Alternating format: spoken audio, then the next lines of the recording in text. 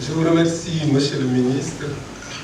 Monsieur le Ministre, je ne sais plus quoi dire parce que le directeur exécutif a fait justice à tous les efforts, à toute l'audace, à tout le mérite et la détermination que vous avez apporté dans le secteur vital pour le devenir de notre pays et l'enseignement supérieur.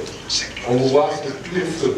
On voit que vous y allez non pas seulement avec le courage, mais avec une capacité de dialogue, de négociation et de conviction hors du commun.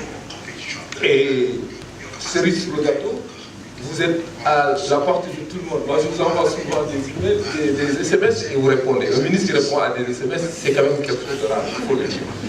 Véritablement, nous avons trouvé ici l'homme qu'il fallait pour ce poste extraordinaire dont dépend l'avenir de notre pays.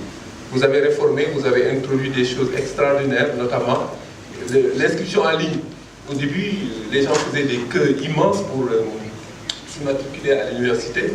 Maintenant, du fond du pays, les candidats étudiants peuvent être inscrits et reconnus. Vous avez fait des choses vraiment extraordinaires et moi, en tant qu'ancien ressortissant qui a fui parce que les choses étaient tellement mal organisées du fait qu'on disait qu'on ne pouvait pas faire l'université en même temps, c'est-à-dire enseigner et en même temps faire autre chose, j'ai dû quitter. Et en le regrettant un peu, je me suis quand même racheté en enseignant pendant 10 ans à l'École nationale d'administration administrative. Je crois que c'était une sorte de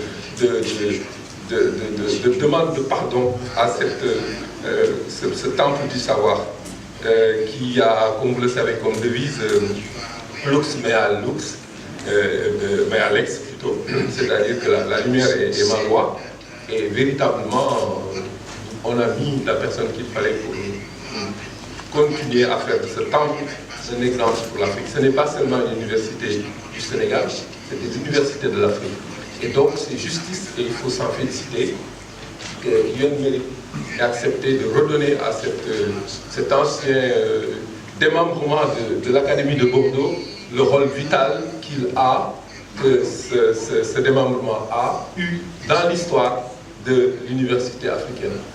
Et le CRES pour moi c'est véritablement une sorte de délectation parce que les praticiens que nous sommes, en général, avons tendance à rester dans la routine. Le CRES contribue d'une façon extraordinaire aux nourritures célestes. Et ça nous permet, nous, de rester alertes et d'être contrôlés. Et je pense que ce rapprochement entre les politiques publiques et l'université est quelque chose de crucial. Et surtout lorsque l'on arrive à faire cette sorte de dissémination de la recherche. Parce que la recherche close en soi ne mène à rien finalement. Parce que ça, très rapidement, elle est dépassée. La possibilité que nous avons, et tous les thèmes qui ont été abordés dans les années passées, et tout ça, notamment le travail sur le rôle des nouvelles technologies d'information, la lutte contre le tabac, regarder quelque chose comme ça, des universitaires qui font des choses qui aboutissent à la publication de lois. Je crois que c'est ça qui est bien. Et je crois que ça va aussi dans le sens de ce que vous êtes en train de faire avec vos instituts supérieurs de formation. Parce qu'il ne sert à rien de sortir des étudiants qui restent après sans travail au bout d'un certain temps. C'est un produit mort. Et véritablement, Monsieur le ministre, je voudrais que nous demandions de féliciter le président de la République de vous avoir choisi et de vous avoir maintenu là où vous êtes. Je pense que nos amis, comme disait le président poète Léopold Sédar Senghor, étrangers qui vivaient parmi nous, et je crois qu'ils auront vu qu'on peut faire différent, que ce n'est pas forcément la même chose partout, pertinente de la différence sénégalaise. Merci beaucoup.